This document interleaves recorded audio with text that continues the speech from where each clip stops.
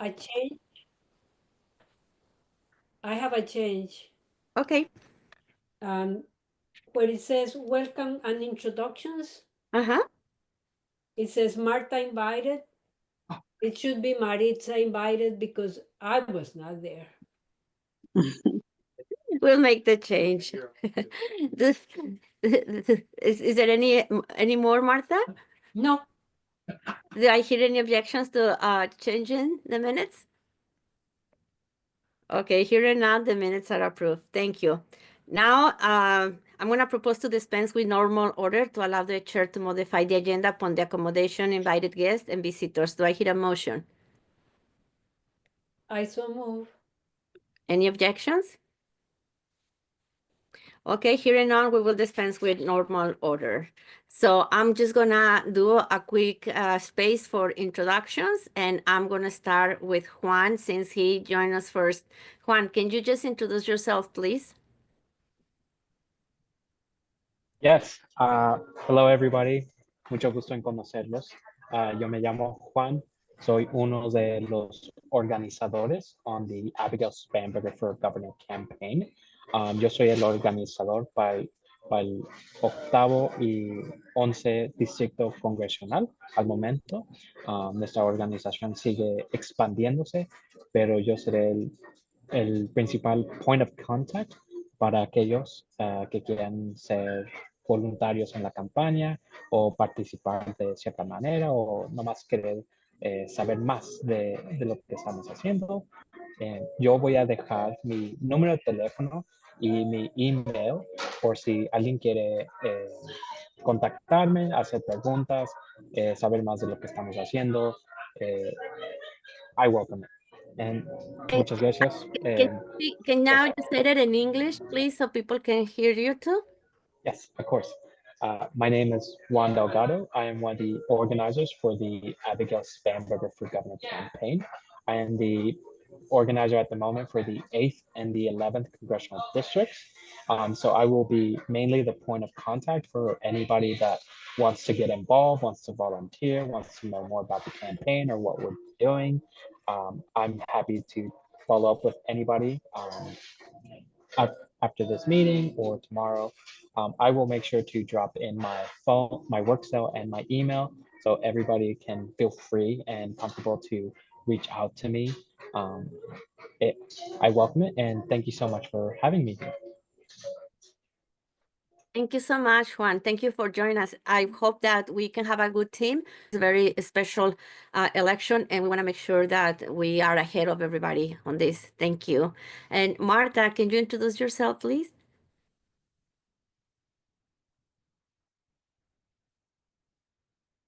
You need to unmute yourself. Oh, mute. I don't know why I was mute. Hello.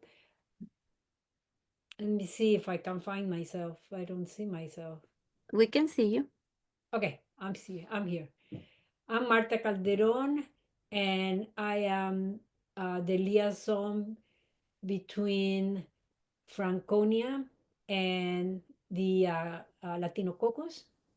In Franconia, I am in charge of the social media. That includes Facebook and Instagram and Skype, Blue Sky, I don't know. and Yes, then also a couple more of social media. And in the Latino Caucus, I am the secretary, and I'm very glad to be back from my trip because I had to miss the meeting in February, and but I'm back. Thank you so much, Marta. Miguel, can you introduce yourself, please? Yeah, absolutely. Hola, everybody. Me llamo Miguel, and I am an active duty Army officer. My wife and I recently moved to Northern Virginia on military orders, as is always the case for us. And we're just really looking forward to getting involved and helping out, particularly with the upcoming gubernatorial election, understanding how important it is My wife and I are still California residents and we vote in California. But that doesn't mean we can't help out with any other things that we can do. So really appreciate you guys allowing us to join. That's it. Thank you. Thank you so much for coming, and I'm pretty sure that you're gonna find a good place where to get involved because we are a team of very nice people, and you're gonna be like happy that you find us. I promise you. Thanks for coming. And Leonel, can you introduce yourself, please?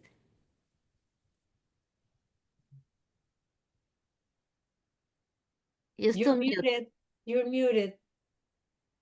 You're muted. Muted. You're muted.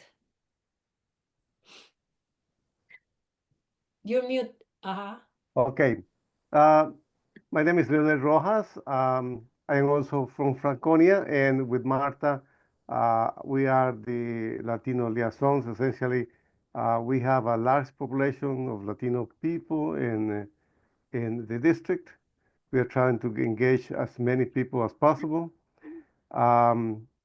In Franconia, I am the lead of a group of people doing data analysis and also keeping the volunteer database.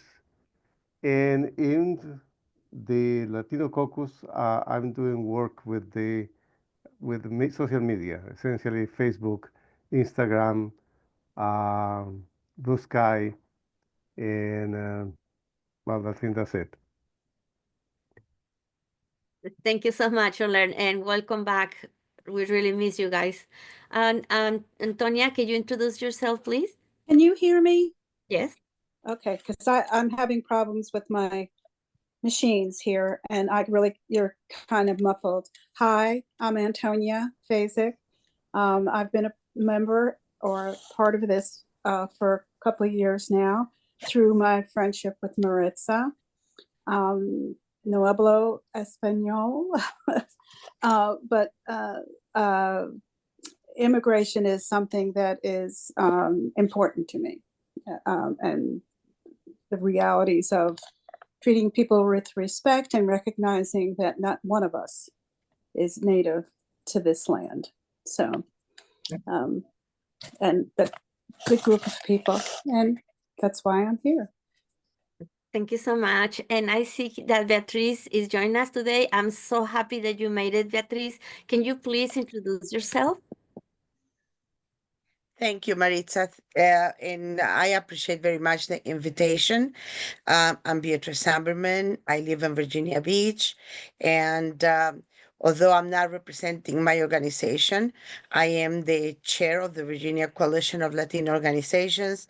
And way, way back, one of the founders of DLOV, the Democratic Latino Organizations or Organization of Virginia. Thank you, Maritza, for the invitation. And I just agree with, what I heard previously. And we are here because we want to see a wonderful community in which we embrace everyone, regardless of how we label them. Thank you so much. It's an honor for me that you were able to be here tonight because I do appreciate so much everything that you do, not only for the community, but for the Latinos and all the hard work that you have presented in Virginia to make sure that we have driver's license and we are just like making the changes that the rest of the country need to see how we evolve and how we should be treating the rest of the immigrants in the country. So thank you so much. And it really is a pleasure and an honor for you to be here with us. So bienvenida. So I'm going to do a report. Just continue to the meeting. I normally don't take the time to give a chair report, but that was when things were normal. We have critical elections this year, and we have to elect a Democratic governor, lieutenant governor, and attorney general. We have to keep the majority in the legislature. We need to keep working to get Virginia back on the right track. And Trump is creating fear and confusion with this mass deportation. That is picking up people who have committed no crime. The greatest irony in American history is that Trump was convicted of 34 felonies by a jury, his peers, after he was given due process, but he's denying due process for immigrants. Remember, the Fifth Amendment says that no person shall be deprived of life, liberty, or property without the process of law. Says no person, not citizen. Today, contrary to the law, as January 20, there is virtually no way to access the U.S. asylum system at the U.S.-Mexico border. How can we work together to resist the erosion of constitutional rights for immigrants? Fifth Amendment. This amendment applies to the federal government, stating that no person shall be deprived of life, liberty, or property without due process of law. How can we join forces with local groups to protest these troubling policies? So tonight, I'm opening the floor to everyone for a general discussion about how we can fight back against the Trump MAGA movement. We need to talk about two issues. One, how can we help mobilize Latino voters to elect Democrats? And two, how can we join with other groups to push back on the undemocratic and illegal moves for the Trump administration? For example, Indivisible is one of the groups behind the Hands Off March, which will take place on the Washington Monument grounds on April 5th. Shall we participate? Shall we make signs and banners about immigration? The mic is open, so please feel free to join the conversation. Anybody? I think I will begin, Maritza. Thank you for this opportunity. And I think one of the things that to me is essential in the Latino community is how we frame the issues. And a lot of times when we talk about the fourth, well, the amendments of the Constitution, abiding by the law. And what we have to do is not allow the people to see the people that actually want to base their behavior in what the Constitution gives us, that we are not rebels. That actually we are, in fact, the persons that are asserting the value. And I just will refer, something. A few days ago, I was invited to rights. And it's interesting, I was invited to be one of the speakers at a Filipino community event. It was very interesting that people didn't share with me until the last day who the other speakers were, but they were, one was a member of the state senate and the other one was a delegate, and both were Republicans. And I am very happy that my presentation was based exactly on what I'm telling you. Because when people see that we are telling our community, do not open the door, do not answer the question, people get the idea that we are disobeying the law, when in fact it's the opposite. We are asserting the value of the Constitution and the Bill of Rights. And that is exactly how we have to phrase who we are and what we stand for. Yeah, that's pretty sure, Beatriz. We attended another meeting last night that it was about knowing your rights too. And I don't think people are still in the same page where we should be over and over talking about this and making the strength in the union of all our forces to be able to be in the same page and make a statement. Because there were very few people that attend those couple of meetings that I've been, and I'm really surprised. I think still a lot of people are in denial, and a lot of people are thinking that probably is in the far future if something happened to them, but that's really far from reality. And it's important that we don't stop and that we continue how they can defend the rights. There's the only way that we can do it to make the difference. Do you believe? Yes, and actually, I want to say that in the Hampton Roads area, where I have held for the past month at least 5 or 6 events, I was actually very surprised and very pleased over the fact that the people that attended were not necessarily immigrants, but allies, people that are very, very eager because they know that the protecting one person's rights is the fact that we are protecting all of us. And so I was surprised that at every event that I have been at this in Hampton Roads, I have had 180 people and so forth. So This is the key. I think it behooves all of us to make sure that we invite others to join on this call, because it is true that maybe people that are fearful are not going to be feeling comfortable joining others in the public space. But if you are a citizen and if you can invite others, and especially, I'm going to call for all of us to reach out to our spiritual leaders, religious leaders, to actually get more engaged. I feel that when I'm saying that, by speaking out, we are not only lifting up the laws of the country, but also if we are believers, we also should have a backing on the spiritual call that our faith calls us to do, which is, be our brother's keepers and to protect the innocent, to protect those that need our help. And that is how you engage and enlarge what a good community is all about. Yeah, you're absolutely right, Beatrice. And I see that Dorothy just joined us. Dorothy, do you want to introduce yourself, please? Hi, everybody. I'm serving my kids dinner, so I'm listening in. But my name is Dot Johnson. I live in Mount Vernon. I am a grateful neighbor of Maritza's, and I was the Women for Harris Coalition manager for Virginia during the campaign and participated in the electoral process here in Virginia. And I am trying to learn, be there. And as you said, allyship amongst some other ethnic groups is sort of a side quest of my many side quests. After the campaign, I met the Irish American, German, Polish, like all these different Western European ethnic groups.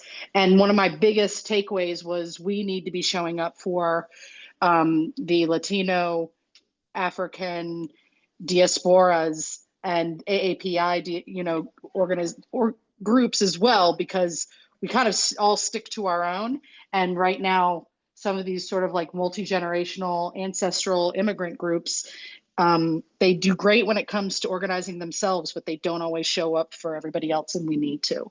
So that's my little spiel. But I'm so grateful to be here, and I'm sorry I'm late. You're fine, and thank you for coming, Dot. I really, really appreciate it. Dot and I, we've been having conversations about how can we impact more, inviting the community with young moms that just moved into our neighborhood to participate. So we are looking for strategies to make sure that we have room for moms with little kids, because we haven't seen that in a long time, that they join our group. So we're working on making sure that we have making a program for them to be able to have a voice and participate. So thank you, that. Marta, and is there anything that you can share with your experience in the group that you are with Franconia, and then can you, Lonel, say something too? You're muted, Marta. I don't know who mutes me. I did not mute myself. Okay. What I'm going to say is when you introduce the topic, you mentioned two areas of action. One is mobilize the Latinos to elect Democratic candidates. And you also mentioned mobilize the Latinos in the fight against all this nonsense that our current administration is doing. And I don't quite remember if you single out immigration, but it's more than immigration. I think that one of the things that we know for certain is that we need to elect Democrats. And that, from my point of view, at this point, should be our priority. And I'm very happy that Juan is here because he is our contact to the I would say, well, I cannot say that is the most important candidate, but it's a very huge important candidate that we need to elect Abigail to make sure that all those things that were approved in the last um, uh, session are going to be approved next year. So it's vital not only to keep Virginia blue, but also to move forward those initiatives that are just depending on having a blue governor. So although I I do feel I in my own body all the things that are happening with the immigration and all the all the things that are happening, I think that one of the things that we need to do right now is make sure that the Latinos are going to vote in these November elections, that they get involved, that, and Lionel can talk a little bit more of what happens in the 2024 elections. That is very concerning, that basically in Virginia, the although we kept Virginia blue, we lost ground, and it was huge. The differential between the 20 and the 24 elections is telling us that if we don't do something radical, we may turn red in 24. So I'm going to leave it there and maybe ask Lionel to elaborate a little bit more about this situation where we are now in terms of keeping Virginia blue. Lionel, do you want to say what you know? Well, yeah, it's true that we kept Virginia blue in 2024. But the point is that there was a tremendous amount of abstentionism. The turnout in Fairfax, which is a critical um, county to keep Virginia blue, was very high. Yeah, and this is something that happened in almost every precinct in Franconia and in every district in Fairfax County. So in 2024, our turnout vote was about 72%,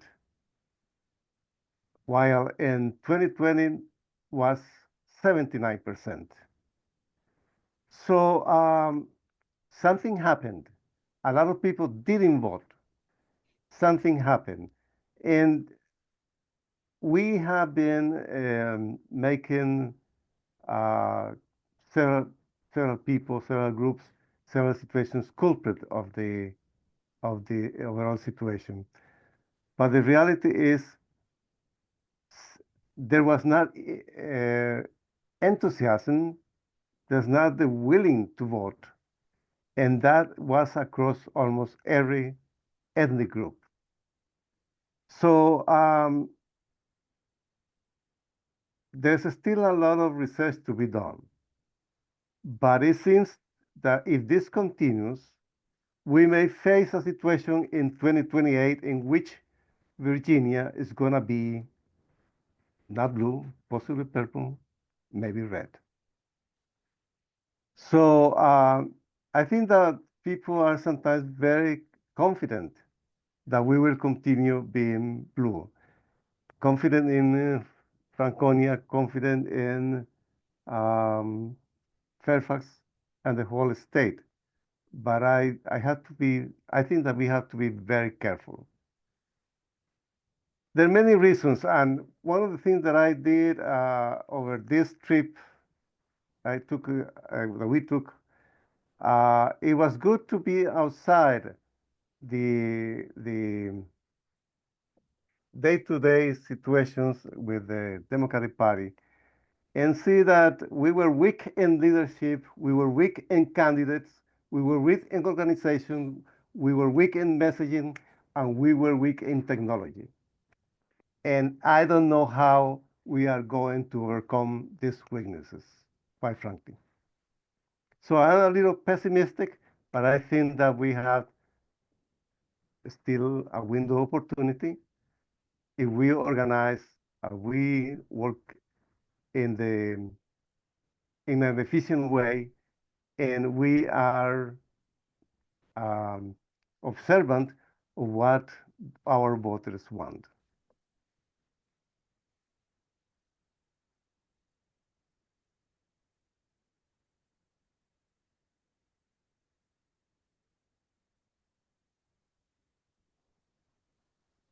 I see that we have another person just joined, Ivy Amparo Diaz.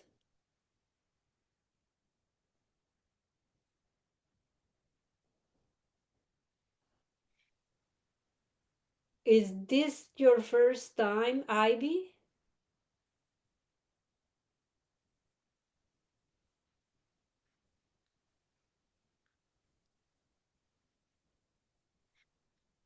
And Marta, I also see that Dorothy Garb has her hand up. So Dorothy, if you have your mic ready, why don't we go ahead and listen to what you have to say? Y'all, please carry on with your meeting. I can ask questions at the end, but if now's the time for questions, I'm happy to ask too.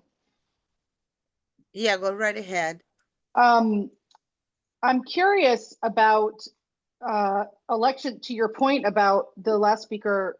My biggest concern, I'm very supportive of the protest organizations and all the people doing that. It brings a lot of affinity and security to people who feel very alone and afraid, and I get that. My waking thought every morning is about election security and about understanding that there are different forms of quote unquote protest, and you protest an oligarch by shoring up your election security.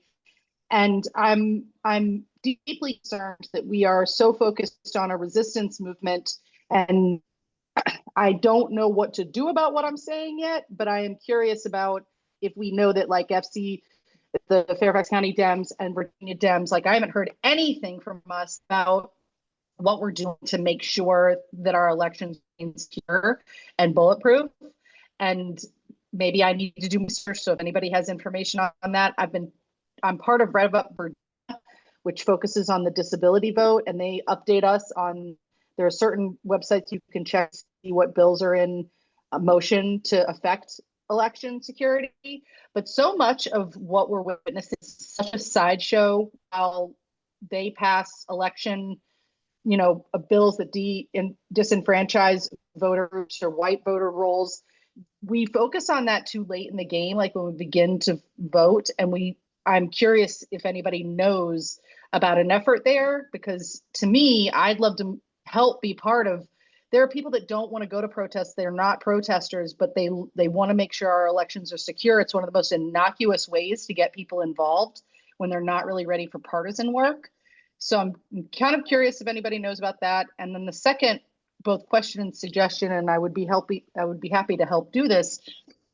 I agree with the person who spoke about faith-based organizations, because like so many, especially like my church is downtown, but we have a huge net in Virginia, and we have a migrant familia ministry.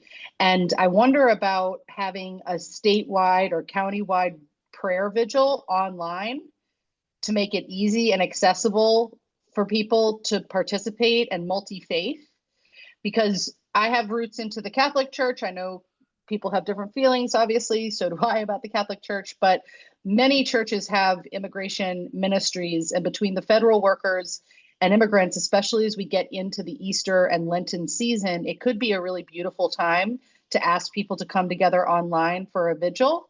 And that can be helpful as far as that gentle way of offering people an online Zoom and prayer and reflection time that maybe makes them realize they need to start taking action and put faith into action. The Tren de Agua arrests are particularly horrifying and scary. Not that all of them aren't, but the disgusting display that the Homeland Security deputy, whatever her silly name is putting on. People of faith need to really examine their consciences, and I would be more than happy to reach into my Rolodex, my church, my communities of faith that I picked up on the campaign that I know about that have ministries in this area to organize, a vigil and each speak from our own faith tradition about it, because I think that is a huge thing that Democrats don't always lean into and need to. Okay, so Dorothy, and your first question, I just want to tell you that yes, Fairfax County has a Megan Challenger. He is the border protection lawyer that represents Fairfax, but at the same time, she started a commission with a group to be a task force to make sure that people are able to vote, and that they're trying to find anomalies and just troubles for people to register to vote. And they've been putting a lot of pressure to make sure that the registrar in Fairfax don't has the capacity to continue trying to get names out of the registration, because that's what they've been doing, sending a lot of names every month to the office of Steve Descano, saying that those people illegally were registered to vote, when indeed what they did was like a mistakenly put that they were not citizens when they were applying to register to vote. So there's that task force that is indeed starting to grow, and they were putting it together. So I can contact you with Megan and make sure that you know what's happening in case you want to participate, because that will be a good place to start. And about the church, that will be something that locally you can probably start with another moms that go to the church, and keep it from mixing the church events with whatever Fairfax is doing, so we don't get into conflicts, so just is my point of view. But I would like to see and hear from Antonia, her point of view, because she is very involved and participate in marches and activities that not entirely are part of Fairfax County Democrats, but in a big portion that really mobilize people, So can you give us your experience on that, Tonya? Okay. I would say with the help, with pretty much my husband leading the way, we just keep an eye on through social media what's going on in various groups, and we follow different groups on social media to see who's gathering where and what the topics, or what are they talking about, or participating. The topic is. My husband Bob is a vet. That's important to us personally. He is a retired federal worker. So we follow what's going on in the news about that. But one of the big resources for us is a organization called, oh God, now I'm having a senior moment here. They have it's 3 women who gather together And they have a Friday power lunch. Oh God, Maritza, what's the name of Catherine's organization? Network Nova and the Friday Power Lunch, and they're Right, having their yes, big thing right. in June. Network Nova, and we've been a part of that since COVID, before COVID, and so they are a wonderful resource for what's going on Fridays. The power lunch, they have guest speakers, or and they can be running for office. They can be people who are involved in rural activities, rural ground game, and you get to know people within the state, originally Virginia, but they have expanded throughout the United States, where people will come join to hear the speaker. So it's just keeping your eyes and your ears open as to what's going on. Fortunately, we live in Springfield, Lorton area, and it takes me 10 minutes to get to the metro. So when there are things going on downtown, that's what we do. The other thing is that Bob and I got involved with Rising Hope Mission Church, where Maritza works, during the COVID time, because we were at home, and I had recently retired, that what can we do? What is there out there for us to help those who need help, because people couldn't work. And we found out about Rising Hope and the things that they do to serve their community, which is a very ethnically diverse community. So we got involved with the food bank, and we have just, we're not members there, but we kind of got involved with knowing everybody and helping out when they need something, help with just little things. You make friends with one group, you meet people from other groups. It's but we go downtown. Bob's involved in with the Tuesday's Tesla night to go down to Arlington and protest. He also makes buttons, and which he passes those out.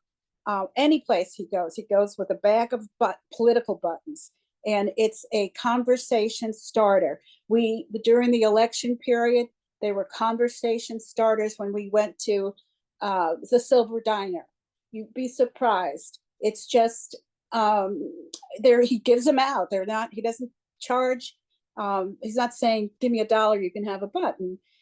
But it's a way to get people encouraged to vote or to get involved. And it gives us an opportunity to talk about how we're thinking, what we're thinking, and why these things are important to us. Our Social Security, what happens if we don't have that, or what happens to other people who are less financially stable that won't have their Social Security or Medicaid or Medicare. So it's just a matter of looking around and the way we approach it and saying, there is this need. How can I step into it? How can I be a part of doing the right things? That's, I don't know, that's exactly how we get involved with it. But Network Nova is a big resource for us. And in the summertime, they have a women's summit. It's open. It's open to men and women, and they have speakers that come who are politically involved, who are advocates for different who are advocates. So you make contact with other people, and it's held in Tyson's Corner. It's close by. Just a car ride down the road. So does that help, Maria? Thank you, Tanya. Before I'll give you the speaker, Beatriz, let me ask Ivy if she can introduce herself. So, make sure that she can hear us and we can participate. She can participate too. Ivy, Can you introduce yourself, please?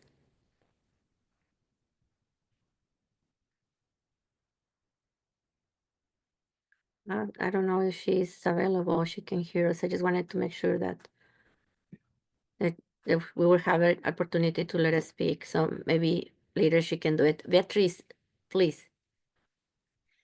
Thank you, Maritza. I just I feel bad that the representative from Abigail Spanberger left this meeting, but frankly, I like to be a little bit more how to say tactical on what the usage of our time is, because he was here right now, and I feel that the conversation would be very important if we engage with with her team. And right now he's not here with us, but I feel that it is an opportunity lost. uh, Probably to my recommendation would be for the next meeting, if he comes into this conversation, to perhaps not focus so much on what each one of us is doing, but actually my recommendation would be to do maybe a team type of planning as to what is it that he needs from us and what we need from them. Because I definitely had a couple of things that I wanted to ask him, and I look forward to the next conversation when he is able to join us. Uh, You know, Well, Beatrice, I invite him to come because we've been talking. He's asking me for advice. How can he get more people involved in the campaign? I asked him to come and join us so he can introduce himself. Unfortunately, he had to leave because he have another meeting because like I said, seems like the last Thursday of the month is becoming very popular.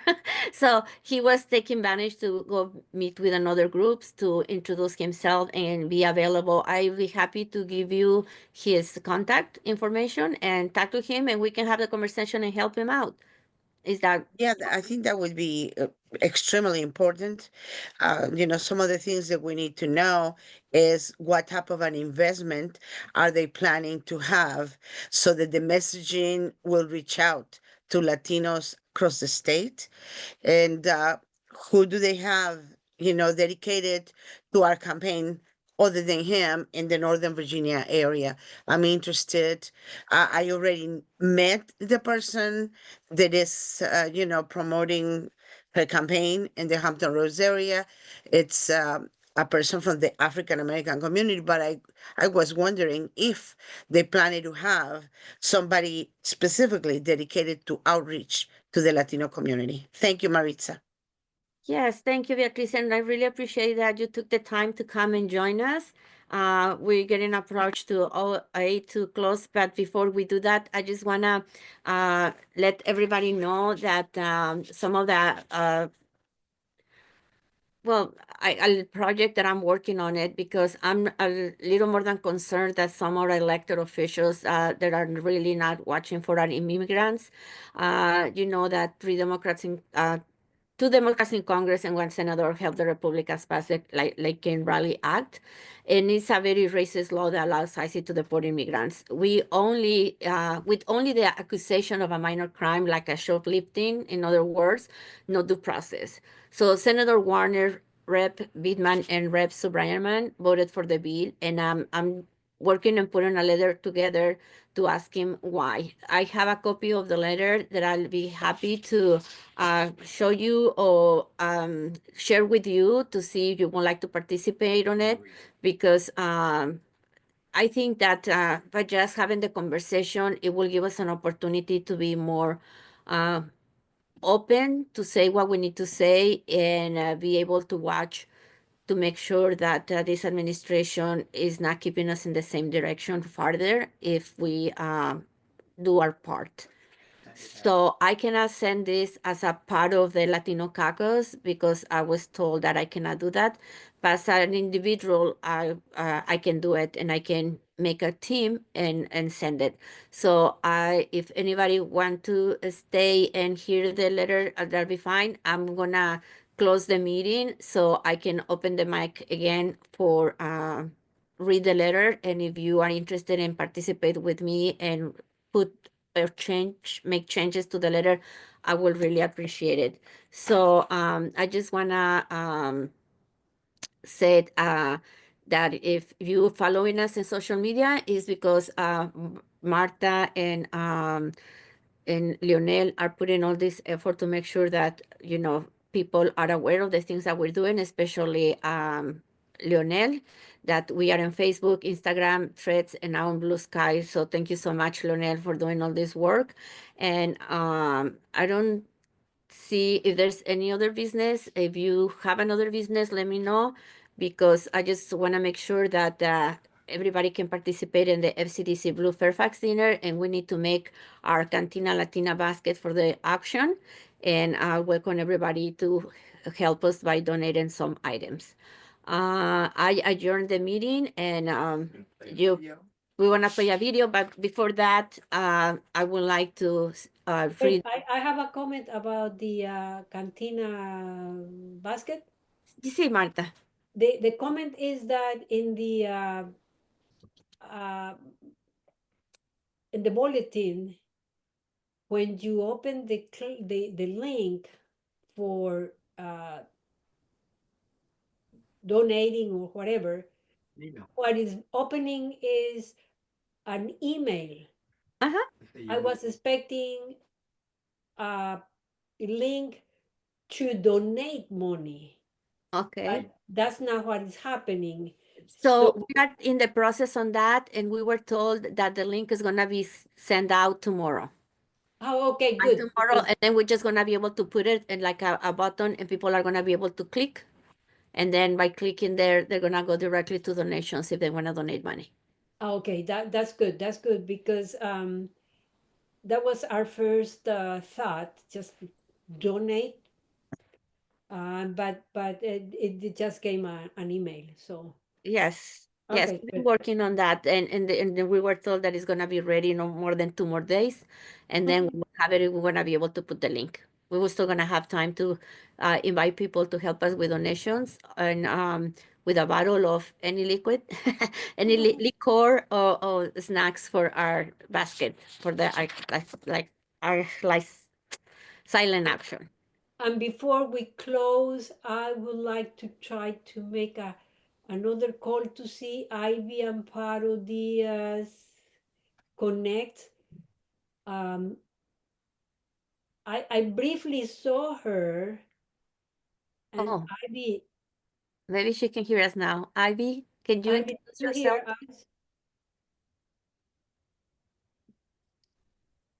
And the reason I'm so curious is because I had a colleague many years ago by that name. So I'm so curious to see if there is another Ivy Amparo Diaz that is not my former colleague. So I'm so curious about it. Well, you just Do, change it. do we have any way to get her email from the registration? I think We can get it. we can We'll get it. we'll get it. It's just like Okay. I'm intrigued to see Yeah, yeah. to be able to hear from her. So Amparo, can you introduce yourself? Yeah, there's something. I think she was there because we have the light and now we have her name, you know, so well, hopefully she will do. Okay, so I just want to say that this meeting is adjourned. So if you want to stay with us and have a drink, Gil is gonna put us some music. My favorite song, he said, while you get something to drink, and then I'll read them.